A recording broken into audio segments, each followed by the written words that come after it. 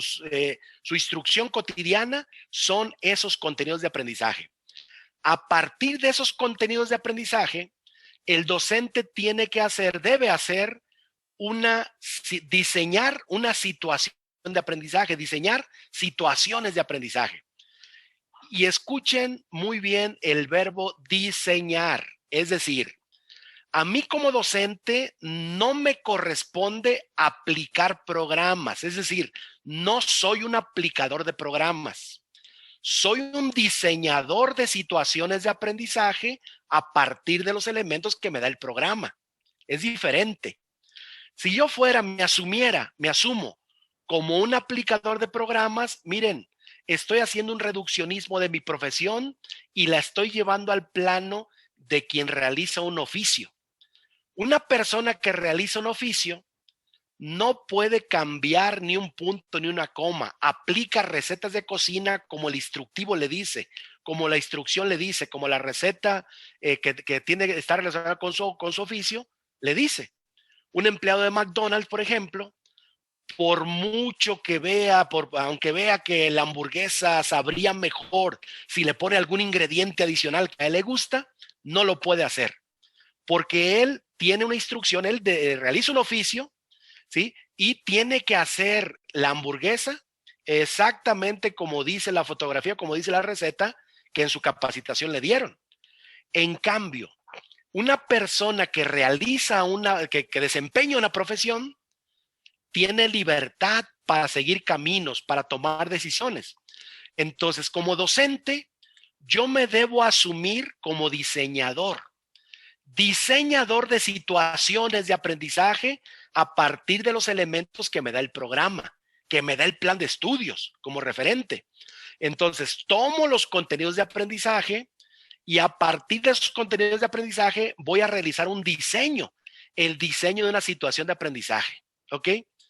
Ese diseño implica creatividad, implica sello personal, implica que yo le imprima toda mi trayectoria, todas mis ideas para poder llevar a mis estudiantes que nadie los conoce como yo los conozco, en un contexto en que se lleva a cabo la educación, que también soy el que mejor lo conoce, para poder lograr el aprendizaje por los caminos que yo tenga, que yo busque, pero para lograr los fines que a todos nos solicitan.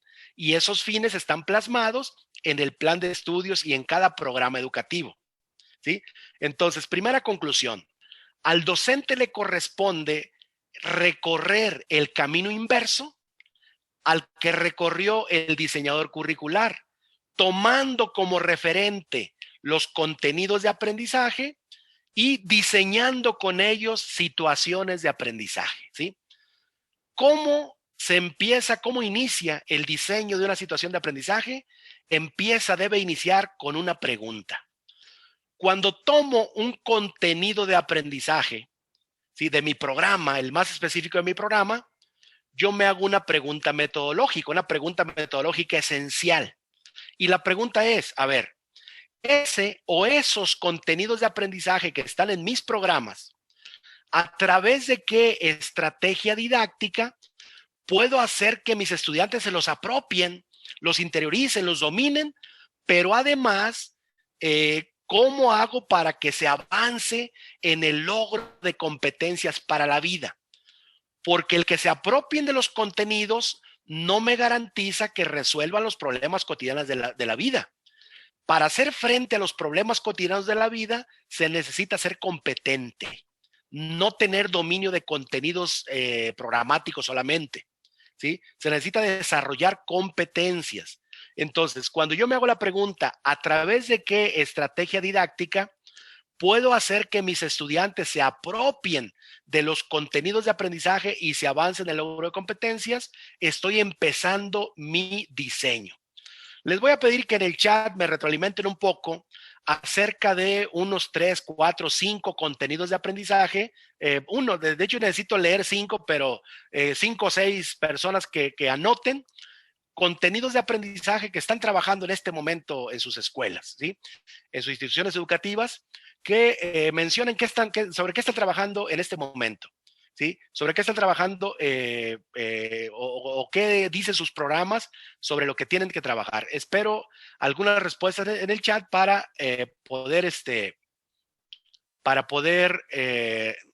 responder, para poder continuar con esta charla, ¿sí? Esperaría que me lean 4 o 5 respuestas sobre qué contenidos de aprendizaje están en este momento con sus alumnos, con sus estudiantes, ¿sí? Y a partir de ahí Muy bien. vamos a empezar a hacer algo interactivo. Adelante, Jenny, por favor. Sí, a leer las respuestas de los maestros. Sí, Construcción por de favor. gráficos estadísticos. No es construcción de gráficos estadísticos. Por ahí también dicen sobre la biodiversidad, sobre el cuidado contra el coronavirus, solución de problemas, sobre la pandemia, Sí, sí, el sí. bien común, sobre más PAED, sobre el cuidado de la salud y del mente. También tenemos la autonomía, las Ok, emociones, bien, la salud bien, y bien, cuidado de muy la bien. salud. Miren, hasta ahí. Muchas gracias, Jenny, gracias. Miren, esos contenidos de aprendizaje que están en los programas y que a ustedes les toca diseñar situaciones para que sus estudiantes se los apropien, no requiero tener mayor información como diseñador curricular, que les puedo decir lo siguiente.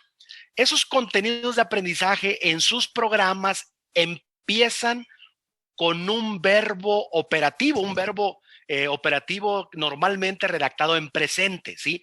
Es decir, diseña, realiza, identifica, construye, resuelve, ¿sí? Empiezan con esos verbos por lo regular los contenidos de aprendizaje. Ahora, yo estoy buscando en mi acervo metodológico, en mi formación, la estrategia más adecuada para poder hacer que mis estudiantes se apropien de esos contenidos de aprendizaje y además desarrollen competencias para la vida, para resolver problemas en la vida cotidiana. Estoy en busca de la mejor estrategia o de las mejores estrategias didácticas, ¿sí? Bueno, ¿qué elementos intervienen para que yo pueda decidir cuál es la estrategia más viable para que mis estudiantes aprendan, ¿sí? Y vean este listado que es por demás interesante. Bueno, primero, si yo quiero elegir la mejor estrategia, debo tomar en cuenta lo siguiente. Primero, darme cuenta que el contenido de aprendizaje, así como está redactado en un programa, está redactado con un verbo que dice identifica, construye, resuelve, realiza, elabora, dice reconoce, ¿sí? Empieza con un verbo y ya luego viene el tema, viene el contenido. Bueno, ese verbo, maestros, maestras, tiene un nivel taxonómico, ¿sí? El nivel taxonómico es el nivel de profundidad con el que se debe abordar ese contenido de aprendizaje. Es decir, yo no puedo tomar la decisión de elegir cualquier estrategia, la que se me ocurra, la que crea que puede en ese momento funcionar. No, debo analizar el contenido de aprendizaje y lo primero que me voy a preguntar es ¿qué nivel taxonómico tiene el verbo con el que está redactado ese contenido de aprendizaje? ¿Sí? Y los niveles taxonómicos necesariamente me llevan a un tema al tema de las taxonomías, en donde surge indiscutiblemente la figura de Benjamin Bloom, ¿sí? El padre de las taxonomías, el que propuso por primera vez la taxonomía de los objetivos de la educación, ¿sí? Bueno, nuestros programas en Latinoamérica siguen basándose en la taxonomía de Bloom. Bueno, Benjamin Bloom es un personaje que en 1948 era el presidente de la Asociación Americana de Psicología, la famosísima APA, que a quienes están haciendo trabajos académicos, bueno, APA nos trae sufriendo porque nos piden que citemos tipo APA, que hagamos referencias, así como lo solicitan las reglas APA, ¿sí? las normas. Bueno, en este caso, cuando yo estoy buscando una estrategia, voy a tomar en cuenta el nivel taxonómico. Bueno, Benjamin Bloom propuso hace muchos años que habría que empezar un programa con elementos básicos, elementales.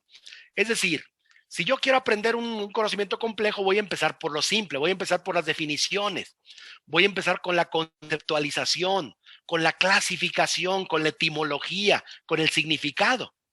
Por eso nuestros programas en los primeros grados, en los grados elementales básicos, empiezan con verbos en donde nos piden definir, encontrar el significado, clasificar, ¿sí? Por ejemplo, biología. ¿Qué es biología? Etimología de la biología, clasificación de la biología, ¿sí? El padre de la biología, etcétera. Vamos en cuestiones elementales. Ese es el nivel taxonómico 1 que estableció Benjamin Bloom, que es nivel conocimiento. Y los verbos relacionados con el nivel taxonómico 1 son, por ejemplo, identifica, nombra, enlista, reconoce, define, ¿sí? Entran en el nivel taxonómico 1, ¿sí? Benjamin Bloom dice, ya que la persona conozca, habrá que avanzar un pasito y nos vamos al nivel 2. El nivel 2 es comprensión. La comprensión es un nivel de análisis primario. Es decir, ya la persona confronta conceptos, hace deducciones y hace un análisis sencillo, elemental, primario. Los verbos de nivel taxonómico 2 en la taxonomía de Bloom empiezan con verbos como explica, confronta, compara, deduce, interpreta. Es nivel taxonómico 2. Y dice Benjamin Bloom, ya que la persona conoció y comprendió, vamos ahora a la aplicación, ¿sí? Y los verbos de nivel taxonómico 3, que es aplicación, empiezan con verbos como elabora, utiliza, aplica, resuelve. Es nivel taxonómico 3, ¿sí? Entonces, cuando yo decido elegir una estrategia didáctica, no puedo pasar por alto el verbo con el que está redactado mi contenido de aprendizaje. Y mi práctica se tiene que mover, debe moverse en ese mismo nivel. Es decir, si yo estoy ante un contenido de aprendizaje que dice identifica, mira, es muy sencillo. Para identificar, basta con que le pongas un dibujo, le pongas una máquina, un instrumento y que te diga en dónde está cada cosa de lo que quieres que sepa y ya identificó. No se requiere una estrategia muy sofisticada. Se requiere un ejercicio simple de dibujo y para que le ponga los nombres y ya, ¿sí? Pero si el nivel taxonómico dice realiza proyectos para el cuidado de los ecosistemas o elabora o interpreta, bueno, es un nivel taxonómico más alto. Mi práctica educativa tiene que moverse al mismo nivel taxonómico en que está redactado el verbo de mi contenido de aprendizaje, de lo que se espera que aprenda el estudiante. ¿Por qué razón? Miren, porque los sistemas educativos a nivel internacional están siendo auditados, están siendo evaluados constantemente por organismos externos. Y es muy sano. Es muy sana la evaluación externa para ver cómo vamos en el avance. Bueno, el organismo evaluador externo no evalúa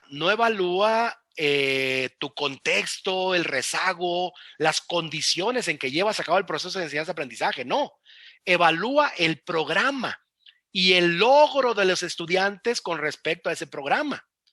Entonces, si mi contenido de aprendizaje dice, por ejemplo, resuelve problemas que implican operaciones con números fraccionarios, bueno, mi práctica tiene que moverse al nivel en que los estudiantes resuelvan problemas utilizando operaciones con números fraccionarios.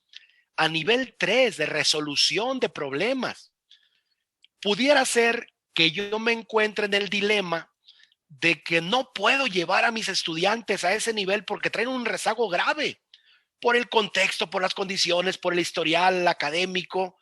y no puedo llevarlos a la resolución de problemas. Los llevé solamente a que aprendieran a hacer operaciones con números fraccionarios. Bueno, es lógico que si un evaluador externo evalúa el programa en donde pide que resuelvan problemas, mis estudiantes van a salir mal en esa evaluación, ¿sí? Y uno podría decir, qué injusto, pero ¿por qué no le aplican a mis estudiantes un examen de más bajo nivel porque su contexto es muy desfavorecido? Porque no llegaron hasta allá, pero yo sí trabajé, pero sí aprendieron, yo sí los hice avanzar. A ver. El programa dice resuelve problemas que impliquen operaciones con números fraccionarios. No saben resolver problemas que impliquen operaciones con números fraccionarios. Y la evaluación me da la información del alcance del programa. ¿Sí? Es decir, no toma en consideración el contexto, las condiciones, el trabajo que tú hiciste y que no se logró, ¿sí? Pese a que aprendieron. Y uno dice, qué injusto. No. La evaluación no es justa o injusta. La evaluación nos da información sobre lo que hay, y lo que existe y lo que arrojó la evaluación es que no resuelven problemas. Bueno, a partir de la información que arroje la evaluación, yo debo tomar decisiones. El sistema educativo debe tomar decisiones y preguntarse por qué no lograron resolver problemas. No, pues porque van desnutridos, porque no apoyan a las familias, porque no tienen los materiales, porque no hay tecnología. Ah, ok. Entonces, las decisiones se deben tomar a partir de la información que da esa evaluación para hacer que esos estudiantes que no lo lograron, en un futuro lo logren, lo alcancen, investigando las causas por las cuales no lo lograron, no lo alcanzaron y se tomen decisiones. Es decir, no podemos hacer evaluaciones a la medida. La evaluación estandarizada permite arrojar información y a partir de la información tomar decisiones. Les pongo un ejemplo. Hace poco pasó Navidad, pasó Año Nuevo, vinieron excesos de comida y yo empiezo a sentirme mal, subí de peso, empiezo a sentirme mal, veo lucecitas y sospecho que estoy alto en colesterol. A ver, voy al laboratorio de análisis clínicos a hacerme un examen de laboratorio, un examen clínico para ver cómo anda mi sangre en colesterol, ¿sí? O en triglicéridos. Cuando me dan los resultados y yo veo que salgo alto en niveles de colesterol, salgo arriba del rango normal, le puedo reclamar al laboratorista que esto es injusto. Le puedo decir, oiga, qué injusto que haya salido yo mal, haya salido alto en colesterol. Ah, es que me aplicaron el examen que le aplican a los flacos y deportistas. ¿Sí? No. Aplíquenme a mí un examen de gordos, ¿sí? Porque ahí sí voy a salir bien. No se puede hacer eso.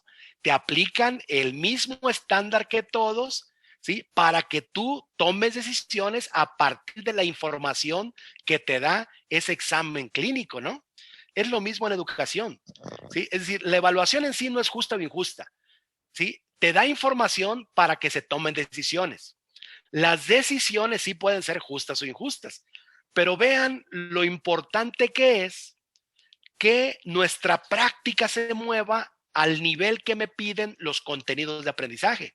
Y eso me lo va a dar el nivel taxonómico. Entonces, si yo estoy buscando una estrategia didáctica acorde a ese contenido de aprendizaje y el contenido de aprendizaje me dice resuelve, bueno, pues hago un proyecto, hago una aplicación, hago una práctica en donde se resuelva. Si me dice aplica, si me dice utiliza, pues elijo una estrategia didáctica donde aplico y donde utilizo, ¿sí? No donde conoce, no donde interpreta, ¿sí? Si mi contenido dice identifica o explica, bueno, basta con una investigación y una exposición oral para que la persona me lo explique, ¿sí? Es decir, el primer elemento que tomo en consideración para elegir una estrategia didáctica, la mejor estrategia didáctica, es el contenido de aprendizaje y su nivel taxonómico. Segundo referente, el contenido de aprendizaje que estoy tomando como referente para elegir una estrategia no es un contenido de aprendizaje aislado. No, no, no. Ese contenido de aprendizaje pertenece a una asignatura, pertenece a una materia, un área de estudio, una materia de estudio. Bueno, esa materia de estudio, esa área, tiene un enfoque didáctico desde el cual tiene que ser abordado. Todo lo relacionado con lenguaje y comunicación tiene que basarse en prácticas sociales del lenguaje. Todo lo relacionado con matemáticas debe llevar a los estudiantes a resolver problemas de la vida cotidiana. Todo lo relativo con las ciencias los tiene que llevar bajo el enfoque de desarrollar el pensamiento científico. Todo lo que tiene que ver con las artes debe formar personas sensibles, ¿sí? Que sepan apreciar el arte. Es decir, yo no voy a formar pintores, ni biólogos, ni químicos, ni matemáticos. Voy a formar personas que resuelvan problemas algorítmicos de la vida cotidiana, a partir de la vida cotidiana, usando las matemáticas, que desarrollen el pensamiento científico, que desarrollen la sensibilidad y la apreciación del arte, ¿sí? Y que en lo referente al deporte, por ejemplo, que ellos aprendan el cuidado de su cuerpo y el cuidado de la salud. ¿Sí? Ese es el enfoque didáctico. Entonces, la estrategia que yo elija debe ser acorde con el enfoque didáctico o pedagógico que tienen mis programas. Pero también influyen las características de los estudiantes. ¿Quién mejor para conocer las características de los estudiantes que el propio docente? Pero no a través de la empiria, no a través de la experiencia personal, no, a través de los referentes que dicen las investigaciones, de lo que dicen las investigaciones sobre las características de los estudiantes, las características del alumnado, ¿sí? Dice un proverbio, un pensamiento jesuita, dice, para enseñar latín a Pedro, hay que saber latín, pero también hay que saber Pedro. Entonces, yo debo ser experto en mi materia, pero además debo conocer los ritmos de aprendizaje de mis estudiantes, las características, los intereses, debo conocerlos muy bien para que la estrategia que seleccione sea acorde a esas características. Pero también influye el contexto. Es decir, el contexto me da elementos para que yo pueda tomar la decisión si la estrategia que quiero aplicar es viable o no lo es tanto, ¿sí? Y también influye lo que yo domino. Y aquí es donde hago un examen personal y me pregunto, ¿qué estrategias didácticas conozco? ¿Qué estrategias didácticas domino? ¿Cuáles he formado en este trayecto de estudio y de formación como docente que he tenido? Porque habremos de saber que las estrategias didácticas son la caja de herramientas de un buen docente. Y esa caja de herramientas de un buen docente nos va a permitir que la práctica sea efectiva, la práctica sea interesante, los aprendizajes sean significativos a partir del dominio metodológico que tiene un docente. Y yo aquí les preguntaría a ustedes y espero la respuesta en el chat. Maestro, maestra, ¿qué estrategias didácticas utilizas comúnmente? ¿Sí? Bombardéame con ellas. Ponme en el chat cuáles estrategias didácticas utilizas y le voy a pedir a Jenny que nos ayude a mencionar algunas así en esta lluvia de ideas que ya están empezando a escribir nuestros queridos maestros y maestras. ¿Qué estrategias didácticas usas comúnmente en tus clases? Adelante, por favor.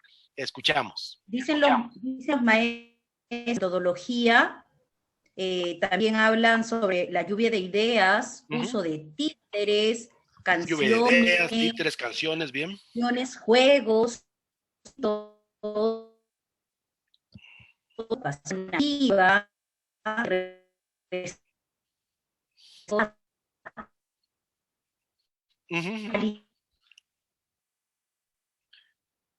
Me está cortando un poquito el audio. ¿Alcanzamos a escuchar algunas? Sí.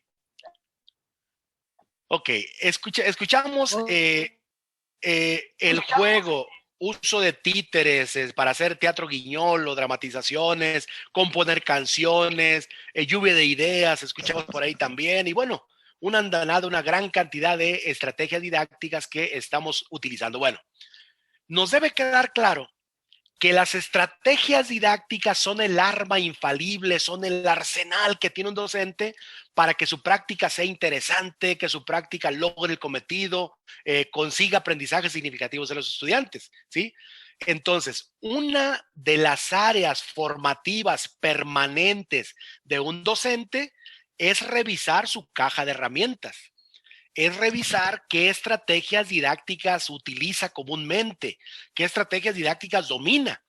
Y si su práctica está siendo repetitiva, bueno, renovar un poquito la práctica a partir de la incorporación de más estrategias didácticas, porque los estudiantes cambian, el contexto se transforma, ¿sí? Y yo debo también ir caminando que en ese contexto, y ahora no me dejarán mentir que en el contexto de la pandemia, tuvimos que incorporar a nuestra práctica una gran cantidad de estrategias que antes no utilizábamos, ¿sí? Y que utilizan como mediador la tecnología, porque solo de esa manera podemos hacer que nuestra práctica siga vigente, siga ocasionando impacto y siga logrando aprendizaje, ¿sí? Me estoy dando una vuelta por el chat, en donde están diciendo que es aprendizaje colaborativo, trabajo en equipo, audiciones de motivación, dinámicas, canciones, juegos de memoria, cuentos, lluvia de ideas, canciones. Me están mencionando partir de problemas, estrategias de gamificación, animación de la lectura, debates, dramatizaciones, etcétera, etcétera. Gracias, una participación muy copiosa. Bueno, ¿qué es una estrategia didáctica? Vayamos desglosando el término porque van a ver la relación que existe con el tema que vamos a elaborar en este momento. Miren, se define estrategia didáctica como al conjunto de acciones organizadas, sistematizadas, intencionadas, que tienen como finalidad el logro del aprendizaje en los educandos. Esa es una estrategia didáctica. Una estrategia didáctica no es una actividad, no, es un conjunto de acciones organizadas que persiguen el logro del aprendizaje en los educandos. Esa es una estrategia didáctica. Bueno, habremos de saber igual que en un sondeo que hicimos entre docentes, así como lo estamos haciendo con ustedes en este momento, sistematizamos las que más alta frecuencia tienen, y esto ocurrió con docentes de México. Le preguntamos, ¿qué estrategias didácticas utilizas en tu aula comúnmente? Y la respuesta fue, bueno, yo hago cartel, mapa mental, maqueta, un video, un panel de expertos, debate, un portafolio de evidencias, un tutorial, un freeze, una dramatización, un proyecto, un reportaje, una entrevista, etcétera, etcétera. Y aquí hay una lista de 50, ¿sí? Estamos buscando, no se les olvide, la estrategia didáctica más adecuada para abordar, para hacer que mis estudiantes se apropien de un contenido de aprendizaje y además con la aplicación y la puesta en práctica de esa estrategia, le abonen un poco, le avancen un poco al desarrollo de competencias para la vida. Bueno, vayámonos nuevamente a la pregunta que les hacía al principio sobre, no pregunta, la solicitud que les hice en un principio sobre los contenidos de aprendizaje que trabajas con tus estudiantes, que están en tu programa, ¿sí? Retómenlo, por favor, retómenlo, busquen ese contenido de aprendizaje. Ahora, una vez que tengan ese contenido de aprendizaje, que por aquí lo anoté y que ustedes, algunos lo hicieron, bueno, hay uno que es construcción de gráficos a partir de números, cuidado de la salud, autonomía, emociones y demás. Bueno, retomemos ese contenido de aprendizaje que está en su programa y hagamos la siguiente pregunta. Cada quien hágalo para sí. La pregunta es, ¿a través de qué estrategia didáctica? Me voy a regresar un poco. ¿A través de qué estrategia didáctica puedo hacer que mis estudiantes se apropien de esos contenidos de aprendizaje, pero además que puedan avanzar en el logro de las competencias para la vida, de los elementos formativos que les permitan resolver los problemas de la vida cotidiana, ser competente en la vida? ¿Sí? ¿Qué estrategia puede ser viable para que tus estudiantes se apropien de ese contenido de aprendizaje y además desarrollen competencias para la vida. Recuerda que para elegir la estrategia más adecuada, habrá que tomar en cuenta el nivel taxonómico del contenido de aprendizaje, el enfoque didáctico, las características de los estudiantes, el contexto y tus propios dominios. Y tendremos ya la respuesta a esa pregunta que decía, ¿a través de qué estrategia didáctica voy a hacer que mis estudiantes logren, alcancen ese contenido de aprendizaje y además desarrollen competencias?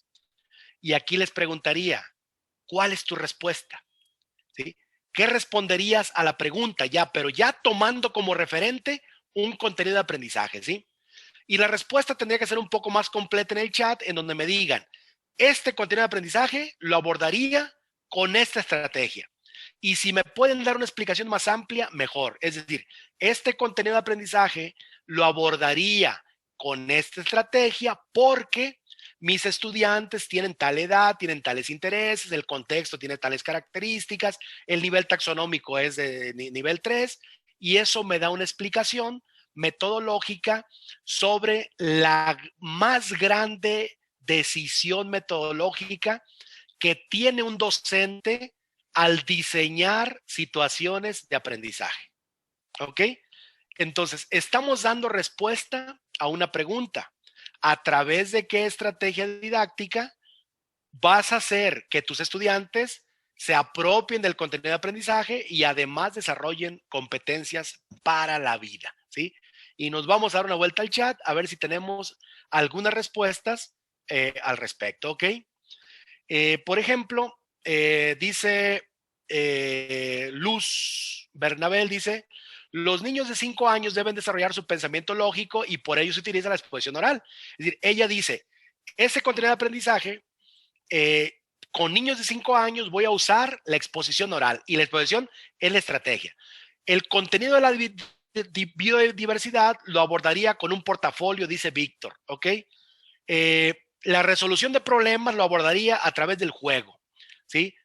Una prueba diagnóstica para saber la estrategia que voy a usar. Pedro Augusto dice, ok, pero la prueba diagnóstica, Augusto, te va a dar las características de tu grupo, de tus estudiantes.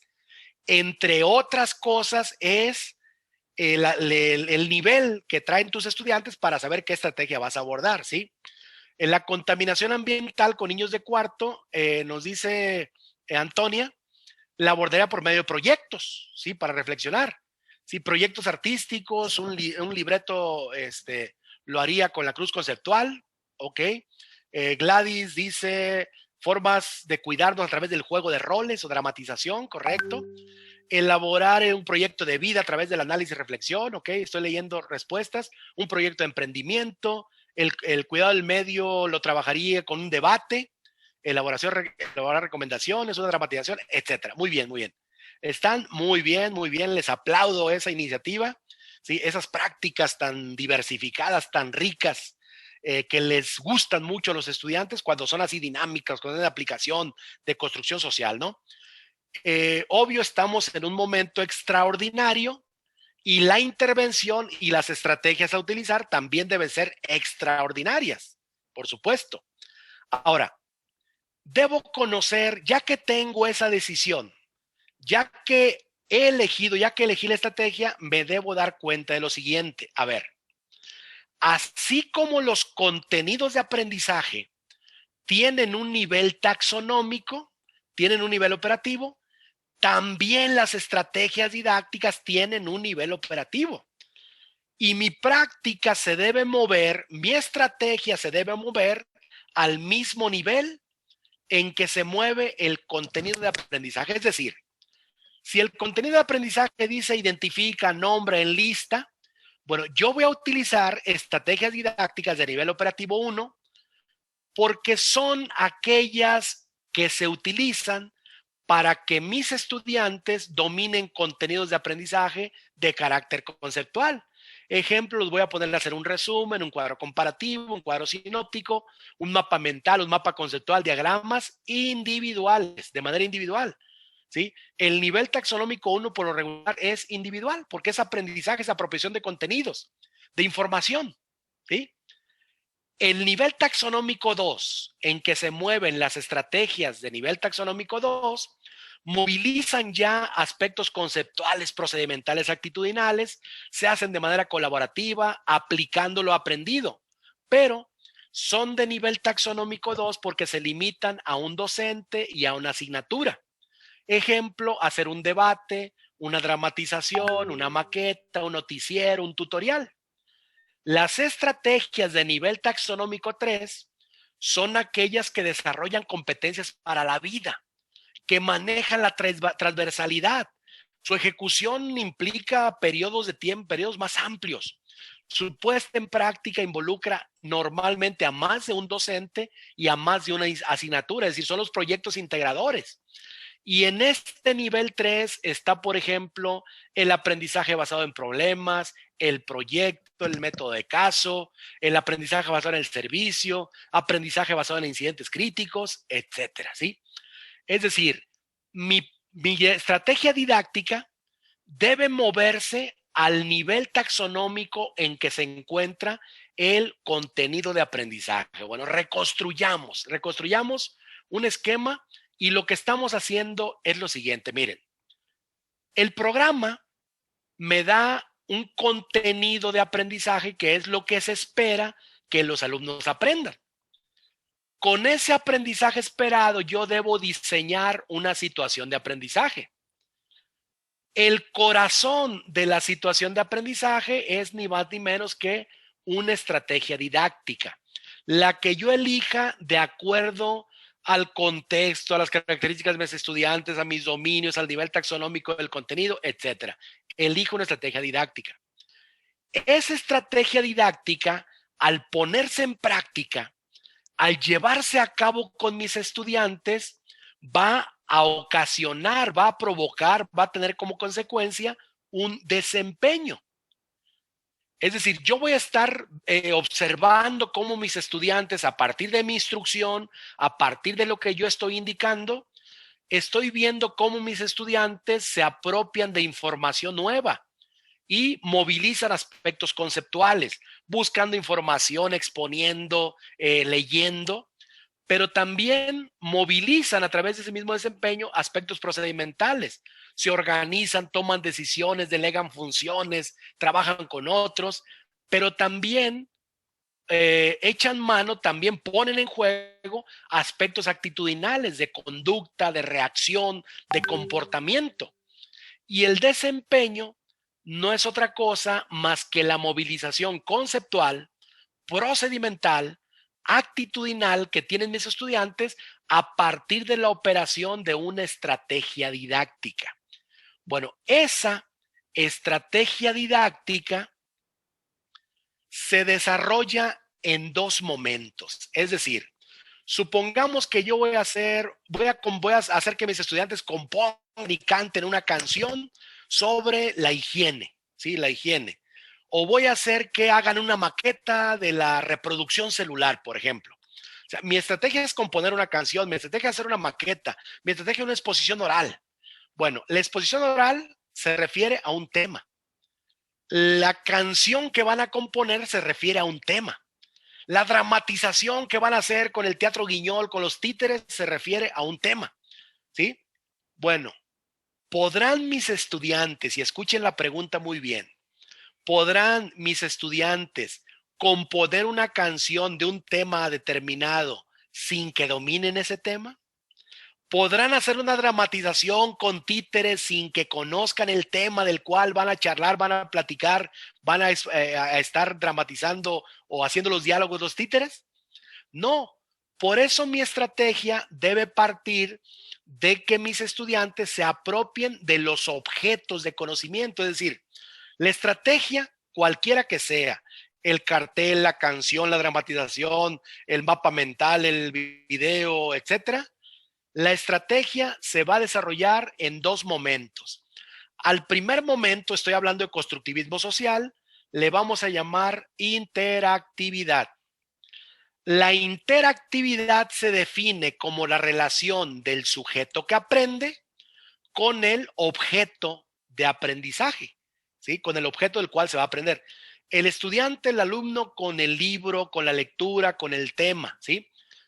Y esa interacción del sujeto que aprende con el objeto de aprendizaje se puede realizar a través de diferentes actividades, técnicas o estrategias que el propio docente intencionadamente va propiciando. Le pedimos a los estudiantes que lean, que investiguen, que expongan, que escuchen mi exposición, mi explicación, que vean un video. Bueno, cuando hago eso, estoy haciendo que mis estudiantes, ¿sí?, estén en contacto con el objeto de aprendizaje con la intención de que se apropien del tema, que sean expertos en el tema, en el contenido específico de aprendizaje. A ese momento le vamos a llamar interactividad, ¿sí? Pero seamos sinceros y hagamos un análisis de conciencia respecto a lo siguiente. Si logro que mis estudiantes se apropien del contenido de aprendizaje, dominen el tema, sean expertos, les pregunto y me responden, les hago una evaluación escrita y me responden acertadamente, ¿con eso resuelven su vida? No. El solo saber, el solo dominar contenidos de aprendizaje no es suficiente para hacer frente a los problemas de la vida. Estamos a la mitad del camino, ¿sí? Me falta un proceso complementario al cual le vamos a llamar interacción. Y la interacción es el sujeto la relación del sujeto que aprende con otros sujetos, con otros compañeros, con otras personas. Y a través del contacto con ellos, la persona ahora sí construye socialmente una evidencia de aprendizaje, hace una producción. Es decir, si mi estrategia didáctica es, por ejemplo, la dramatización sobre las emociones, por ejemplo, a ver, primero tengo que identificar, definir, platicar sobre las emociones, interactividad, sujeto-objeto, ¿sí?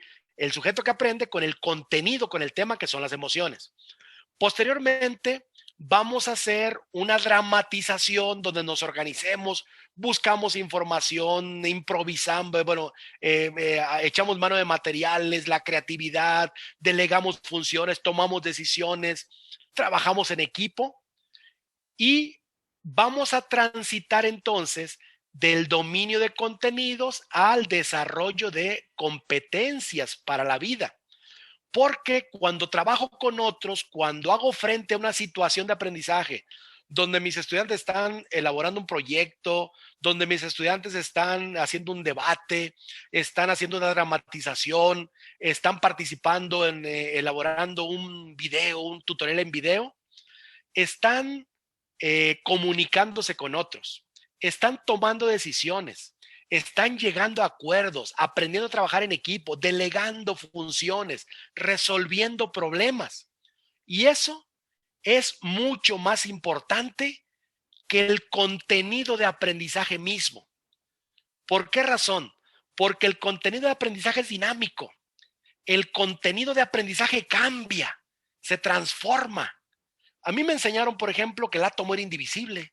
Cuando yo estudié me dijeron que el átomo era indivisible. Me dijeron que la capital de la Unión Soviética era Moscú, ya ni existe la Unión Soviética. Me dijeron que había 9 planetas, ¿sí? Y todo esto va cambiando. Es decir, lo que está actualmente en los programas es la verdad conocida a partir de los instrumentos de observación y que se conocen actualmente, cómo está la geografía, cómo ha sido la historia, pero cambian, se transforman, viene una reforma educativa y nos cambia los contenidos de aprendizaje. ¿Qué es lo que permanece en mis estudiantes a lo largo de la vida?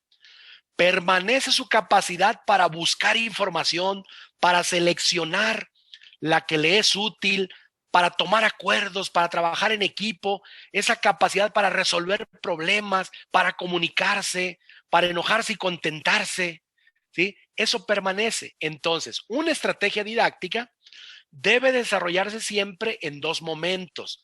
Momento 1, interactividad, una sesión de clases, 2, 3, 4, encaminadas a que mis estudiantes se apropien del tema.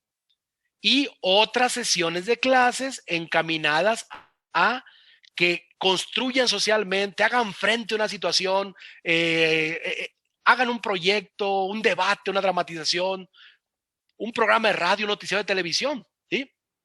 Entonces, esos son los dos momentos operativos de una estrategia didáctica. Entonces, lo que yo estoy observando cuando mis estudiantes están buscando información, delegando funciones, organizándose y demás, es el desempeño. Bueno, cuando pongo a mis estudiantes, les doy la indicación de que hagan una maqueta, un programa de radio, un noticiero de televisión, que compongan una canción, es mi obligación darles, decirles, pedirles los criterios de calidad que debe tener esa producción que les estoy solicitando. Y les digo, a ver, van a elaborar una maqueta de la reproducción celular. La van a hacer libremente, con creatividad y demás, pero lo que quiero, lo que debe tener esa maqueta, y aquí es donde pongo los criterios de calidad, es que colaboren todos, que tenga las 4 fases de la reproducción celular, que utilicen material de desecho, que expongan la maqueta con claridad y fluidez, etcétera, etcétera. Bueno, aquí nace la evaluación. Aquí nacen los criterios de evaluación. Esos criterios de calidad que yo exijo que tenga el producto que van a elaborar los estudiantes es ni más ni menos que la génesis, el nacimiento de la evaluación. Inicialmente, esos criterios se llaman criterios de exigencia. ¿Por qué? Porque la figura del docente en el proceso de enseñanza-aprendizaje es una figura de autoridad, ¿sí? Y exijo que se cumplan criterios de calidad porque estoy buscando formar personas eficientes. Y la eficiencia se define como el terminar lo que se te solicita, lo que es tu obligación realizar, con la calidad requerida en el tiempo establecido para ello.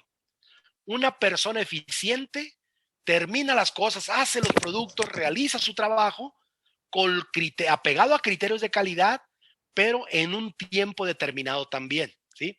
Entonces, si yo busco formar personas eficientes que resuelvan problemas de la vida, que sean competentes en el ámbito en el que se desenvuelvan, bueno, les pido que hagan una maqueta, una canción, una dramatización, un cartel, un programa de radio, pero les doy a conocer con anticipación los criterios que inicialmente se llaman criterios de exigencia. Exijo que la maqueta, que la dramatización, que el cartel tenga esto, esto, esto. ¿Sí? Cuando ya están trabajando, cuando están construyendo, cuando están comunicándose, cuando están buscando, esos mismos criterios se convierten en indicadores. Los indicadores son para mí, indicadores de desempeño. ¿Sí? Es decir, estoy observando y estoy haciendo observación con indicadores de desempeño. Y estoy viendo cómo trabajan, cómo resuelven, cómo buscan, les pregunto, observo, y lo hago a través de técnicas de evaluación. Y hay 2 técnicas que son las más usadas. Es la observación, ¿sí? Y estoy tomando nota, cómo es el desempeño de mis estudiantes, ¿sí? A través de indicadores. Pero en ocasiones lo que observo no me queda claro y pregunto. Y la interrogación a los estudiantes, las preguntas sobre lo que están haciendo, es otra técnica que es el interrogatorio directo. ¿Ok? Entonces, estoy aplicando indicadores de desempeño. Mis estudiantes van a terminar el producto, van a terminar la maqueta, van a terminar la dramatización, la van a presentar, van a terminar la canción, van a terminar el video. Lo van a presentar al docente. Y esos indicadores cambian y se convierten en indicadores de evaluación. Y yo voy a evaluar el producto de mis estudiantes, el desempeño de mis estudiantes, con lo que previamente acordé con ellos. Es decir, si les dije, la maqueta que van a realizar debe tener estos 5, 6, 7, 10 criterios de calidad, o que empiezan por ser criterios de exigencia, cuando evalúe la maqueta, no me puedo salir de ese marco que yo mismo establecí. Les dije, quiero que la maqueta tenga esto, esto, esto.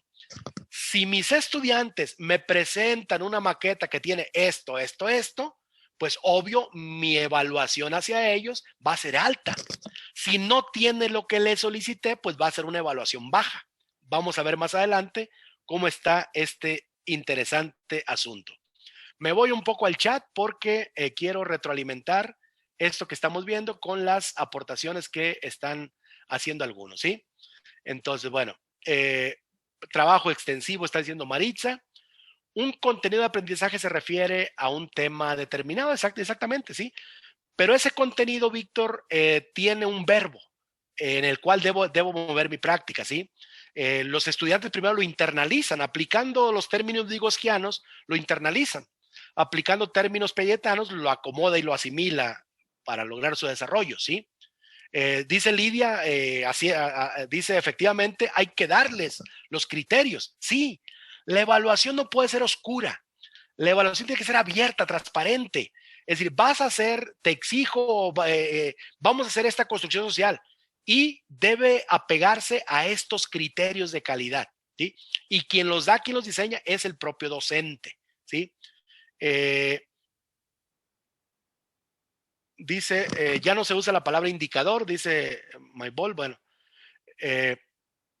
ok, desempeños, criterios de evaluación, según Perú son desempeños, criterios de evaluación, sí, se utilizan en ocasiones diferentes palabras, diferentes términos, pero en esencia, bueno, hay un referente de la evaluación, ¿sí? Ahorita vamos, Elín Fajardo me pide un ejemplo de la redacción de un criterio y un indicador de desempeño, ahorita lo vamos a dar, ¿sí? O sea, no solo deben saber, tienen tiempo de hacer, te me estás adelantando un poquito, Ingrid, vamos para allá, efectivamente. Le está gustando mucho la ponencia a Leoncio, gracias Leoncio. Verbo más contenido, ok, allá vamos, sí, ok.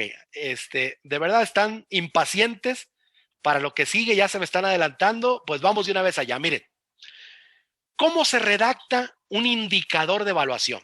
¿Cómo se redacta un indicador de evaluación? Que se refiere a un criterio que es el que yo voy a tomar como referente.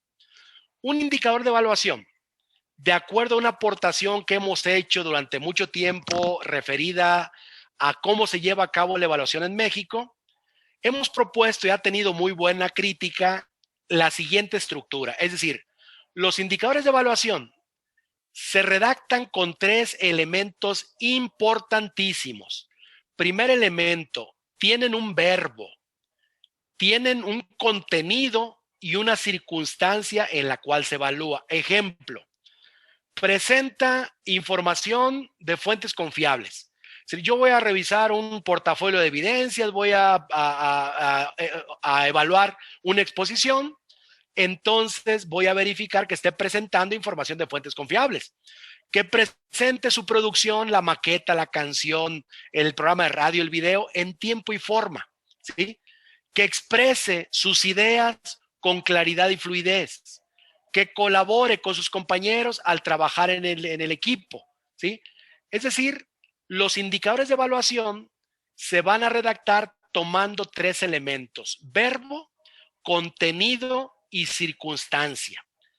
Cuando la evaluación se hace de manera individual, pues el verbo en presente tercera persona, del singular cuando estoy evaluando personas, que estoy evaluando individualmente, pero puede ser que en lugar de presenta, así en singular, lo voy a poner en plural.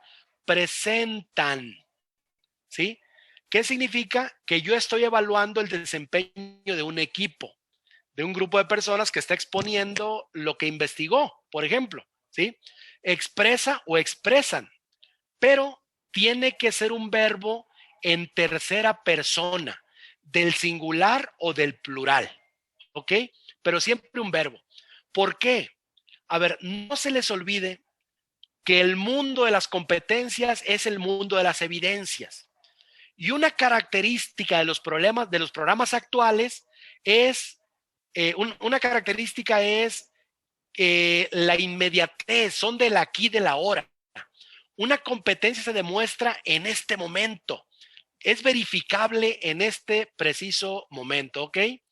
Entonces, así se redacta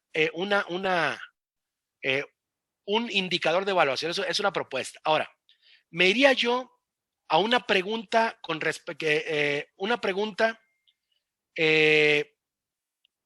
Una pregunta sobre esta redacción. Uno se podrá preguntar, a ver, yo estoy evaluando a mis estudiantes cuando están preparándose para presentar una dramatización. Y voy a evaluar la dramatización, proceso y producto, por supuesto. Voy a evaluar a mis estudiantes cuando están componiendo una canción de un tema y cuando me la están presentando. Voy a evaluar a mis estudiantes cuando están preparándose para hacer un video y cómo lo están haciendo y el video terminado. Evalúo proceso y evalúo producto. La estrategia completa abarca todo. La evaluación mía abarca todo. Les hago una pregunta. ¿Cuántos indicadores de evaluación y de qué tipo deben de redactarse? ¿Cuántos indicadores y de qué tipo deben redactarse para evaluar el desempeño de mis estudiantes? ¿Cuántos y de qué tipo? Me voy al chat un poco para estar retroalimentando un poquito, ¿sí? Lo que debe contener es verbo, contenido y circunstancias, ¿sí? Los criterios de evaluación, dice Janet, son los referentes específicos. La labor del docente y también se construye con los mismos estudiantes, es cierto, sí. ¿Sí? La participación de los estudiantes es importante también, ¿sí? Ok. Dice Delia, es importante que los criterios de evaluación apunten a la excelencia y calidad. Pues si no le apuntamos a la excelencia y a la calidad, abaratamos demasiado nuestro trabajo, ¿sí? Dice una frase muy común, hay que tratar de dispararle al sol y a donde llegue la flecha es importante, ¿no? ¿Sí? Ok, gracias. Ok.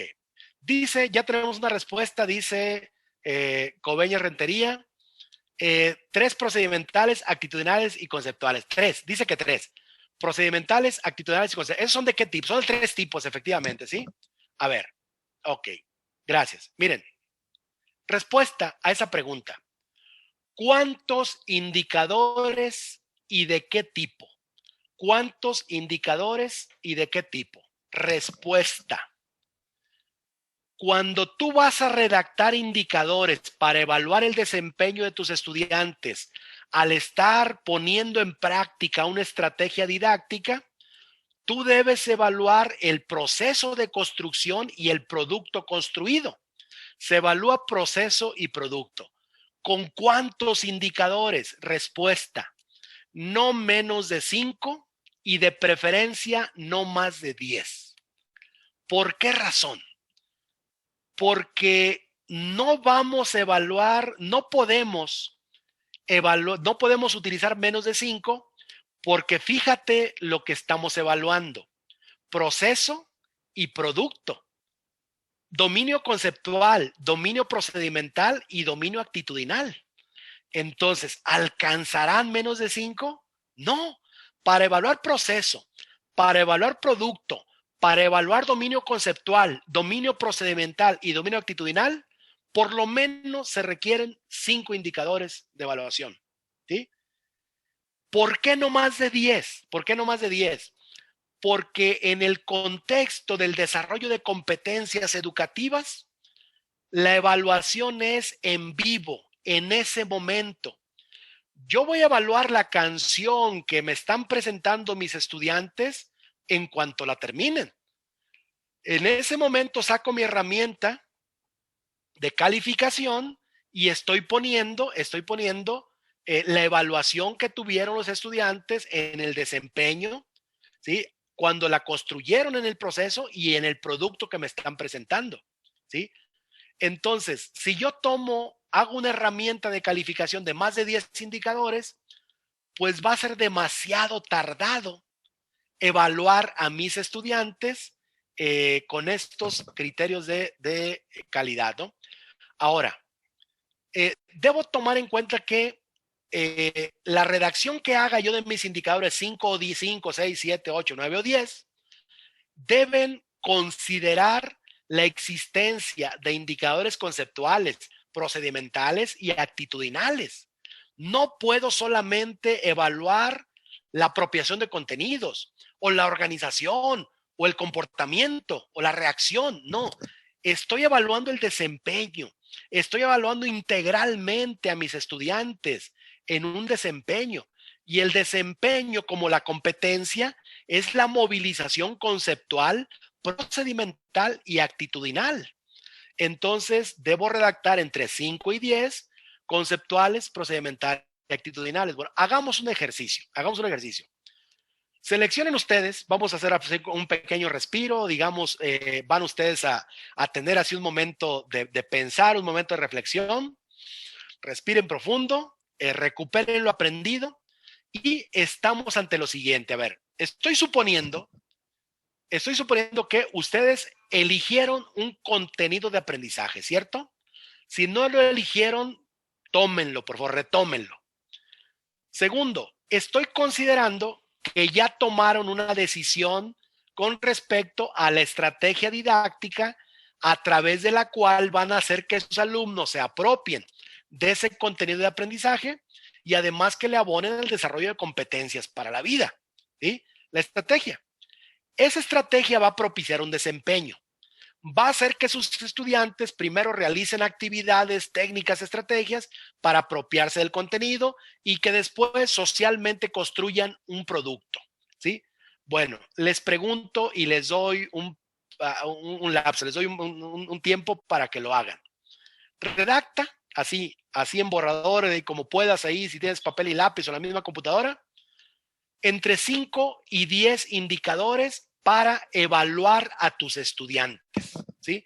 Entre 5 y 10 indicadores para evaluar a tus estudiantes cuando están aplicando esa estrategia en el proceso y en el producto. Y pregúntate, ¿qué indicadores de evaluación podrían ser viables para que mis estudiantes, para poder evaluar el desempeño de mis estudiantes en el proceso y en el producto?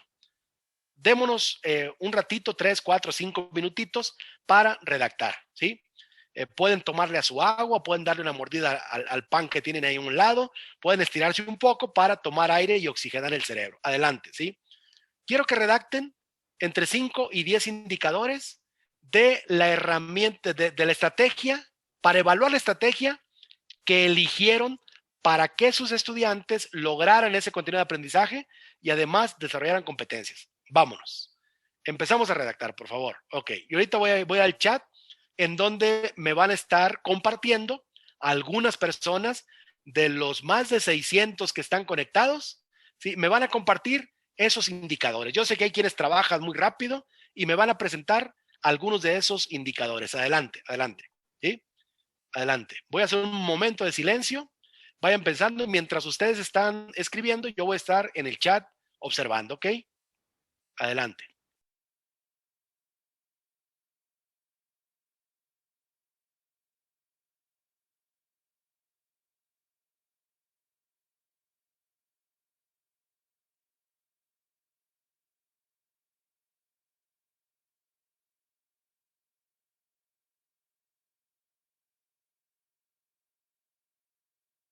Voy leyendo algunos en lo que ustedes están escribiendo.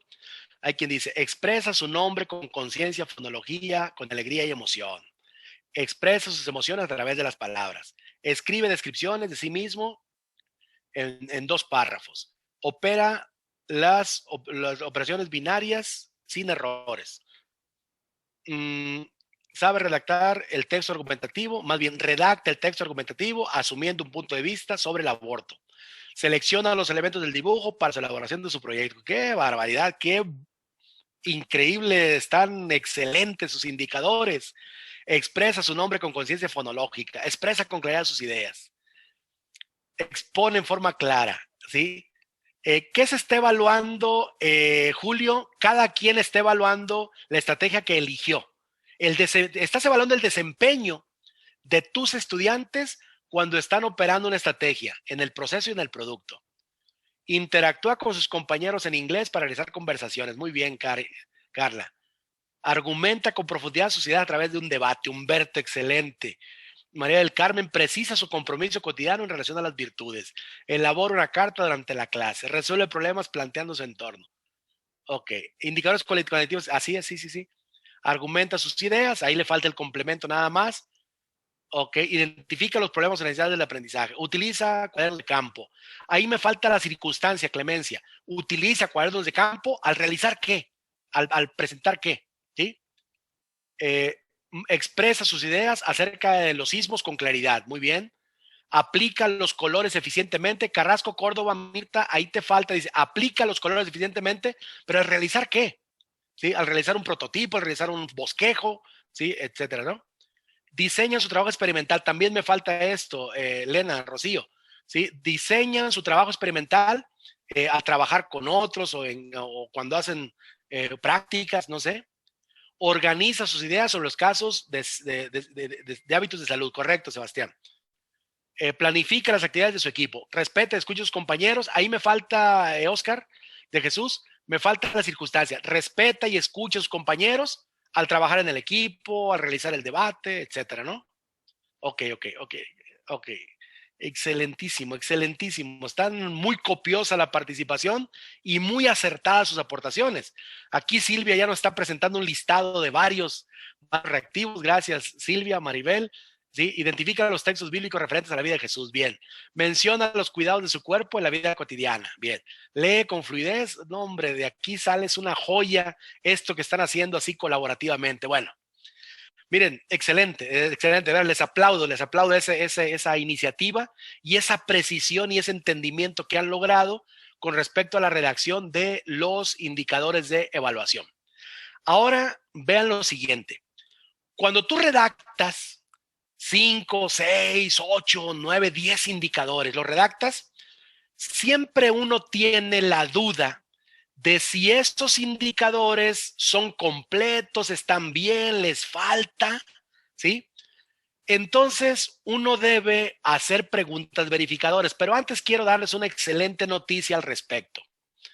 De repente, cuando hablamos de evaluar desempeños, uno como docente como que se agobia por el trabajo que esto representa. Y no es para menos.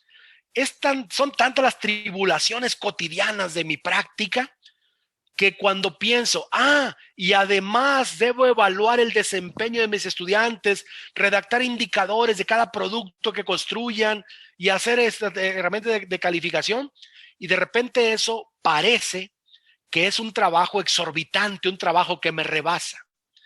Bueno, sí puede ser si lo asumes como si fuera un trabajo individual, fuera una responsabilidad solamente tuya. Pero deben de saber que gran parte de los indicadores de evaluación pueden ser genéricos e intercambiables. Es decir, si yo redacto, por ejemplo, 5, 6, 7 indicadores para una exposición oral, ¿sí? Miren, muchos de ellos, varios de ellos, 3, 4, me van a servir también para evaluar una maqueta. Me van a servir también para evaluar un proyecto, para evaluar una canción. Por ejemplo, escuchen el siguiente. Termina su producción en tiempo y forma. ¿Para qué puede servirme ese indicador de que termina su producción en tiempo y forma? Si mis alumnos están componiendo una canción, yo lo puedo utilizar. Termina su producción en tiempo y forma, ¿sí? Colabora con sus compañeros al trabajar en el equipo, colabora con sus compañeros al trabajar en el equipo. ¿En qué producción, en qué estrategia? En la que sea. Siempre y cuando yo lo que estoy evaluando es que colabore con sus compañeros al trabajar en el equipo, ¿sí? Entonces, los criterios de calidad, los criterios de evaluación pueden ser genéricos e intercambiables. Entonces, esto me abre una puerta inmensa para que yo pueda redactar indicadores genéricos de tipo conceptual, procedimental, actitudinal y formar con ellos un banco de indicadores. Ese banco de indicadores, si lo tengo yo digitalizado, cuando voy a evaluar, me voy a mi banco de indicadores y copio y pego. Fíjense lo siguiente, pensemos en 5 estrategias didácticas diferentes. Se las propongo.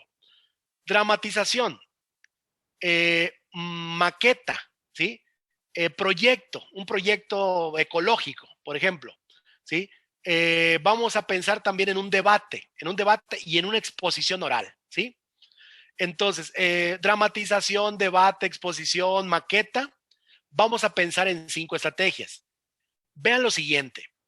Yo voy a mi banco de indicadores. Yo ya tengo redactado mi banco de indicadores y me pregunto, ¿qué indicadores puedo usar para evaluar una maqueta, para evaluar una dramatización, para evaluar un debate?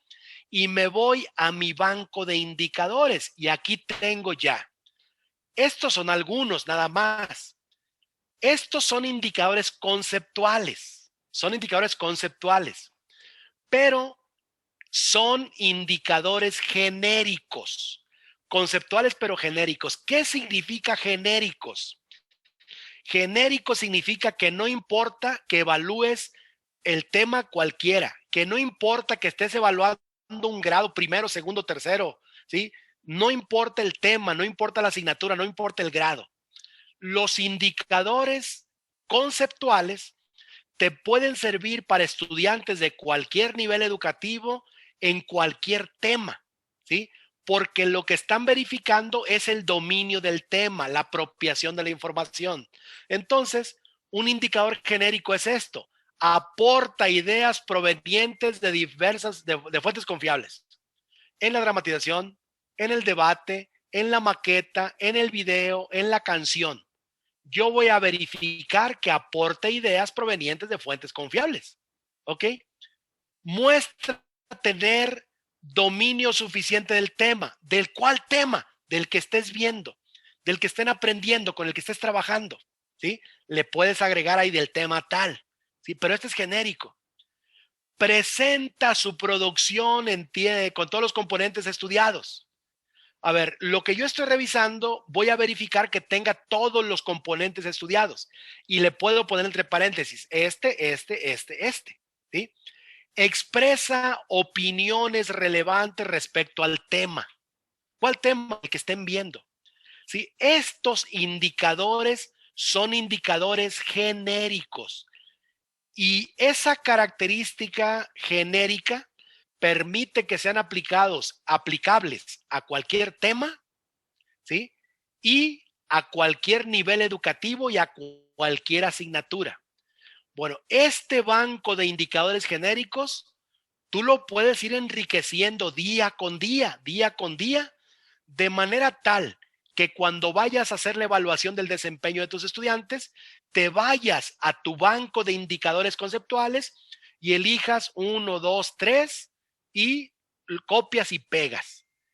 Pero recuerden, como no solamente voy a evaluar conceptos, información, también voy a evaluar procedimientos, pues me voy entonces a mi banco de indicadores procedimentales. Y ahí voy a tomar uno que dice: participa en la planificación de la tarea, integran diversos puntos de vista, organizan ideas, emplean información en la organización y diseño de actividades, utilizan materiales de apoyo, participan en la organización, toman decisiones, establecen acuerdos, trabajan de manera colaborativa, delegan funciones. Son indicadores procedimentales. Y lo que pocas veces evaluamos, y es bien importante evaluar, son indicadores actitudinales que tienen que ver con las reacciones de la persona, con el comportamiento, las actitudes, ¿sí? Y aquí entra, por ejemplo, el respeto a la opinión de sus compañeros, valora las aportaciones de otros, demuestra entusiasmo, promueve la empatía, acepta la diversidad, actúa con tolerancia, manifiesta de manera apropiada su inconformidad, convive en armonía, ¿sí? A ver, regreso la diapositiva a lo siguiente. ¿Cuántos indicadores y de qué tipo? No menos de 5 y no más de 10. Y en tus indicadores debe haber conceptuales que se refieren al dominio del tema, procedimentales que son relacionados al hacer, a las habilidades, a la organización de las actividades, y actitudinales referentes a las reacciones, referentes al comportamiento, a los valores que están manifestando las personas. Entonces, si tengo mi banco de indicadores conceptuales, procedimentales, actitudinales, elegir entre 5 y 10 indicadores conceptuales, procedimentales y actitudinales, pues va a ser la tarea más sencilla del mundo cuando tengo mi banco de indicadores, ¿sí? Entonces, si tengo mi banco de indicadores, copio tres de cada grupo y tengo ya enlistados indicadores conceptuales, procedimentales y actitudinales. No tal cual, claro. Esa es la base genérica, pero ya el agregado, la afinación específica la hago yo, ¿sí? El detalle lo hago, lo complemento, pero ya no es un trabajo tan arduo, tan demandante, que me lleve demasiado tiempo redactar uno por uno y reinventar cada vez que venga una estrategia diferente, está redactando. Entonces, importantísimo, ese banco de indicadores. Y otra cosa importante, si van a ser indicadores genéricos, no lo hagas solo. Tu escuela debe ser una comunidad profesional de aprendizaje. Y esta es una construcción colaborativa, colegiada del colectivo docente para poder redactar esos indicadores que van a ser útiles a todos al final de cuentas. Entonces, es parte de las decisiones que debemos tomar al respecto, ¿sí? Me voy un poquito al chat para ver las opiniones, ¿sí? Y tratar, ok. Tener indicadores genéricos le parece excelente a Connie en IT, correcto, sí, gracias. ¿Están relacionados con la taxonomía de Bloom? Sí, porque yo estoy moviéndome en una estrategia determinada para todos los aprendizajes, ¿sí? Contextualizar de acuerdo al tema, por supuesto. Es decir, esto es la parte genérica, la base, pero ya el acabado se lo das tú, ¿sí? Le parece interesante a Maritza, gracias Maritza. Reconoce qué es la empatía y la pone en práctica. Es un indicador actitudinal. Excelente, ¿sí? Muy bien. Entonces, procedimentales, compartan los materiales con sus compañeros. Así es. Ok, estoy viendo las opiniones. Ok, aquí me está presentando Guillén Aparicio Edith. Me está presentando una serie de indicadores. Construye una tabla, explica la relación entre las medidas y tendencias, argumenta la diferencia. Está redactando ya sus indicadores. Ok, a ver.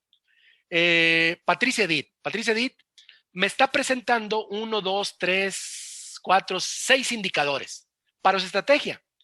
Les voy a pedir que los escuchen porque vamos a lo siguiente. 1. Organiza la información de las notas de los estudiantes de cuarto ciclo según su género. Construye una tabla de frecuencia, haya la media y moda según el género de los estudiantes. Explica la relación entre las medidas de tendencia central. Argumenta las diferencias encontradas entre las notas de los estudiantes. Ok. Cuando tengo ya los indicadores redactados, todos los indicadores redactados para evaluar el desempeño de mis estudiantes, yo debo verificarlos. Quien nos presente en este momento los indicadores supone que esos indicadores son suficientes y dice, ya redacté 6. Con esos voy a evaluar el desempeño de mis estudiantes. Bueno, antes de pasar a la decisión final de elaborar con tus indicadores una herramienta de calificación, deben pasar tus indicadores por una revisión. Y esa revisión se hace a través de 3 preguntas solamente. Primera pregunta que tú les debes hacer a tus indicadores. Recuerda, tienes 5, 6, 7, 8, 9 o 10 indicadores. La primera pregunta que les debes hacer a ese listado de indicadores es la siguiente. A ver, si estoy considerando en los indicadores que estoy redactando el proceso de construcción y el producto, primera pregunta verificadora. Es decir, no te puedes limitar a evaluar solamente el proceso, el producto. Recuerda, el proceso de construcción es altamente rico en aprendizajes. Por lo tanto, también se evalúa. Cuando evalúo desempeños, yo debo evaluar proceso y producto. ¿Con qué? Con criterios y con indicadores, ¿sí? Es decir, voy a evaluar con indicadores que son los más precisos, ¿sí? Voy a evaluar el desempeño de mis estudiantes en el proceso de construcción y el producto construido. Entonces revisas, a ver, proceso, colabora con sus compañeros al trabajar en el equipo, es de proceso, ¿sí? Delega funciones al realizar diferentes tareas, ok, es de proceso. De producto, muestra su producción con claridad y fluidez, expresa sus ideas, expone sus ideas con claridad y fluidez, es de producto porque ya terminó. Muestra su maqueta original, su maqueta tiene originalidad y creatividad, es de producto, ¿sí? Los indicadores de proceso se evalúan cuando los estudiantes están trabajando, están realizando su producción. Los indicadores de producto se evalúan cuando ya terminaron, ¿sí? Segunda pregunta verificadora. En la relación de indicadores que estoy haciendo, hay indicadores conceptuales, procedimentales y actitudinales. Recuerden, los conceptuales se refieren al tema. Los procedimentales a formas de organización, a habilidades. Los actitudinales a comportamiento, a reacciones. Aquí voy a hacer un pequeño paréntesis. Los indicadores no son puros. No hay un indicador 100% conceptual. No hay un indicador 100% procedimental o 100% actitudinal. Ejemplo, si yo estoy evaluando la colaboración, colabora con sus compañeros al trabajar en el equipo. Colaborar es una actitud, pero también es un procedimiento, es una forma de organización, ¿sí? Expone sus ideas con claridad y fluidez. Cuando digo expone sus ideas, las ideas es información, son conceptos, pero el hacerlo con claridad y fluidez es un procedimiento, ¿sí? Entonces, la mayoría de los indicadores son combinados, son mixtos. Mezcla de conceptual, procedimental actitudinal, pero continuamente están mezclados. Pero la pregunta segunda que debes hacer es, a ver, si estoy considerando indicadores conceptuales, procedimentales y actitudinales, ¿sí?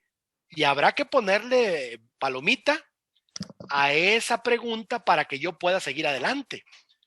Tercera pregunta verificadora. A ver, el diseño de la situación de aprendizaje, la elección de la estrategia, obedeció a un contenido de aprendizaje que fue el punto de partida. Yo inicié por elegir una estrategia cuando seleccioné el aprendizaje esperado que voy a trabajar. De ahí surgió la estrategia. La estrategia me llevó al desempeño. El desempeño obligó a la redacción de indicadores que evaluaran ese desempeño. Ahora, la tercera pregunta verificadora es, se están contemplando en la relación de indicadores que redacté el logro de los contenidos de aprendizaje, ¿sí? Es decir, no se trata de perderte en el desempeño, no. Tomar en consideración que ese desempeño es la puesta en práctica de una estrategia, pero la estrategia surgió del contenido de aprendizaje. Por lo tanto, tú debes redactar indicadores relacionados con los contenidos de aprendizaje, ¿sí? Con el logro de los contenidos de aprendizaje. Y si tu aprendizaje, el contenido de aprendizaje dice, identifica los elementos que componen un sistema, bueno, tú pones un indicador donde diga, identifica los elementos que componen un sistema al elaborar el prototipo, el prototipo que se construyó en equipo, por ejemplo, ¿no? Entonces, para poder tomar la última gran decisión metodológica en donde vamos a pasar ya a los instrumentos de evaluación, ¿sí? En ese momento yo debo previamente haber respondido afirmativamente 3 preguntas. Recuerden, tienes 3, pero 5, 6, 7, 8, 9 o 10 indicadores. A esa relación de indicadores te preguntas, ¿hay indicadores de proceso y producto? Sí hay. ¿Existen? ¿Estoy redactando indicadores conceptuales, procedimentales, actitudinales? Sí los estoy considerando. Sí están aquí y aquí están. ¿Estoy contemplando el logro de los aprendizajes esperados? Sí, ok. Hasta que respondas afirmativamente estas tres preguntas, podemos pasar a la otra decisión, a la gran decisión metodológica, que es ¿qué herramienta de calificación, qué herramienta de calificación voy a elaborar con esos indicadores? Y en la evaluación del desempeño, en la evaluación cualitativa, existen tres herramientas de calificación. Una lista de cotejo llamada también de verificación o checklist en inglés, ¿sí? Una escala estimativa o una rúbrica, ¿sí? En ese orden van de menor a mayor complejidad. La lista de cotejo es la más fácil de hacer. La lista de cotejo es la más fácil de evaluar, la más rápido de evaluar, ¿sí? Pero también es la más limitada. La escala estimativa me presenta los indicadores y los niveles de calidad. Regular, bien, excelente, muy bien, excelente. Me presenta niveles de calidad. Y la rúbrica adicionalmente me da los indicadores, los niveles de calidad y otro elemento que se llama descriptor, ¿sí? Entonces, ¿de qué depende? Bueno, si vamos de menor a mayor nivel de complejidad, me debe quedar claro lo siguiente. Cuando el producto construido por los estudiantes no les costó, no les llevó mucho tiempo, ni demasiado esfuerzo, puedo usar listas de cotejo sin problemas, porque la lista de cotejo no es otra cosa más que copiar y pegar los indicadores y ponerle, este lo cumplió, este no lo cumplió, este sí, este no, ¿sí? Y esa es una lista de cotejo. Sencilla de hacer, sencilla de evaluar, pero, el problema con la lista de cotejo es que es demasiado drástica. La lista de cotejo solamente me lleva a la afirmación o a la negación. ¿Lo tiene o no lo tiene? Y hay muchos indicadores que no pueden evaluarse con un sí o con un no. Los indicadores tienen matices, ¿sí?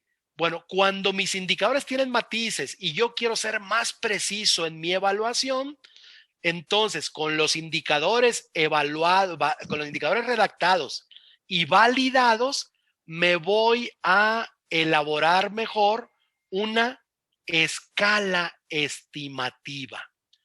Y la escala estimativa se compone de los indicadores que puedo perfectamente copiar y pegar en una tabla, así como esta. Termina su producción terminan en tiempo y forma su producción creativa. Colaboran todos los integrantes del equipo de manera equitativa. Su producción es pertinente. Su producto muestra importancia del agua, el aire y el suelo.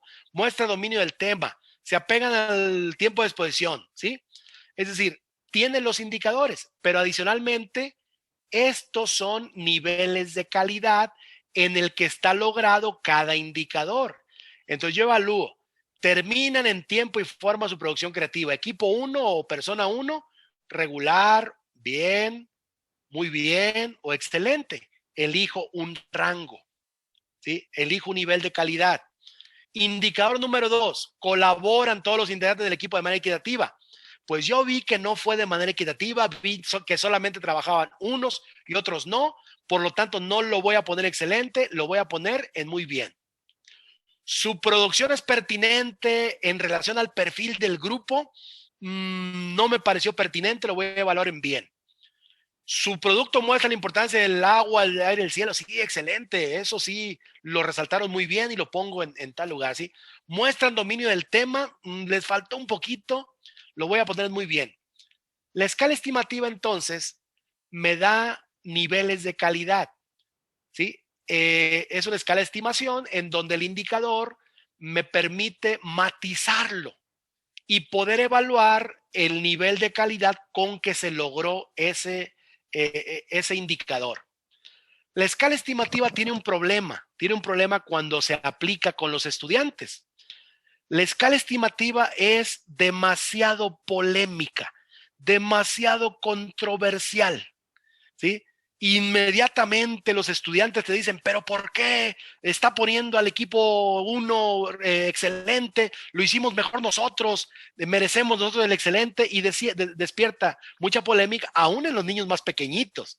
Tú pensarías que los adolescentes no, en muchos. Bueno, cuando tú decides utilizar una escala estimativa, debes tomar en cuenta ese factor que es la subjetividad. Finalmente, quien dice en qué nivel de calidad está cada indicador es el docente cuando practicas la heteroevaluación, el docente evaluando estudiantes, pero también puedes hacerla una coevaluación, un estudiante evaluando a otros, pero tomando como referencia la escala de estimación, ¿sí? O puedes usar también la autoevaluación, en donde los estudiantes, tomando como referente la escala estimativa, ellos den a conocer su propia apreciación, y puedo hacer combinaciones para llegar a un punto medio, a un justo medio. Y así estoy practicando la autoevaluación, la coevaluación y la heteroevaluación, ¿sí? Entonces, puedo elegir una escala estimativa, pero habrá quien diga, bueno, si un alumno se acerca y te pregunta, a ver, maestro, maestra, ¿por qué me evaluó el indicador número 4 en el nivel 2, en nivel bien? Explíqueme. A ver, la única respuesta que le puedes dar a ese estudiante si aplicas una escala estimativa, la única respuesta es, así lo estimé yo. Ven acá, mi niño, la herramienta se llama escala estimativa y aquí el que estima soy yo, ¿sí? Parece muy arbitrario, pero si utilizas una escala estimativa es la única posibilidad de respuesta. Si no te convence esa respuesta y te parece demasiado autoritaria, de acuerdo, no es la herramienta más adecuada. Si tú consideras que tus estudiantes requieren una explicación, requieren precisión sobre lo que están evaluando, entonces inviértele tiempo, inviértele esfuerzo y elabora mejor una rúbrica. Y la rúbrica de evaluación es la madre de las herramientas de calificación en el ámbito cualitativo. La rúbrica es la más precisa, es la más exacta, porque tiene indicadores de desempeño, ¿sí? Niveles de calidad o desempeño, y tiene además descriptores. Entonces, si te pregunta, ¿por qué me estás poniendo regular o bien en el indicador número 3? ¿Por qué me estás evaluando en ese nivel? Ah, porque le faltó claridad y coherencia en tu exposición, ¿sí? Por eso estoy evaluando en este nivel, ¿sí? Y el descriptor me permite dar esa explicación, ¿sí? Entonces, regresando un poco regresando un poco ya para pasar a las preguntas. A ver, retomando, quiero hacer un recuento. A ver, cuando, cuando tú eliges una estrategia y esa estrategia da como resultado un desempeño, ¿sí? El desempeño se evalúa con criterios de calidad, con indicadores que al final se convierten en indicadores de evaluación. Tú debes redactar entre 5 y 10 indicadores que mezclen indicadores conceptuales, procedimentales y actitudinales, ¿ok? Ahora, puedes echar mano de indicadores genéricos, conceptuales, procedimentales, actitudinales, a partir de un banco de indicadores para facilitar la tarea. Cuando tengas seleccionados tus indicadores, somételos a preguntas verificadoras, ¿sí? 3 preguntas verificadoras, considerando que haya proceso producto, conceptuales, procedimentales, actitudinales, y que se contemple el logro de los aprendizajes esperados. Cuando mis indicadores están verificados, decido elaborar la herramienta de calificación que más acomode a la situación. Puede ser una lista de cotejo, una escala estimativa o una rúbrica, ¿sí? Una lista de cotejo es así, la más fácil de hacer, la más fácil de evaluar, pero la más limitada también. Una escala estimativa es así, indicadores, niveles de calidad, niveles de desempeño, matiza indicadores, es más precisa, permite practicar la autoevaluación, coevaluación, heteroevaluación, pero es muy polémica. Y la madre de las herramientas de calificación, que es la rúbrica, que tiene indicadores, niveles de desempeño y descriptores. ¿Ok? Entonces, prácticamente con eso estaríamos cerrando. Me voy al chat un poco antes de las preguntas, ¿sí? Para retroalimentar y para empezar para empezar ahora sí a retroalimentar a través de sus preguntas, ¿ok? Los indicadores que puse en la lista de cotejo, en la escala, en la rúbrica deben ser los mismos. A ver, tú solamente vas a elegir un instrumento de calificación, ¿sí? Ya sea lista de cotejo, escala estimativa o rúbrica, pero al final son los mismos, ¿eh? Son los mismos, ok. Juan Arteaga dice, no me queda claro qué se evalúa. A ver, estamos evaluando el desempeño de los estudiantes.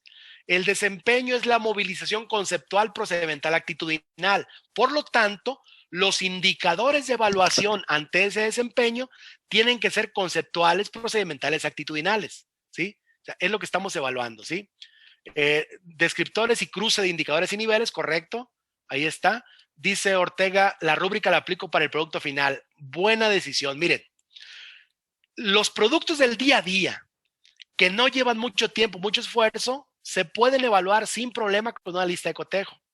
Lo que lleva un poquito de esfuerzo, que requiere más precisión, una escala estimativa.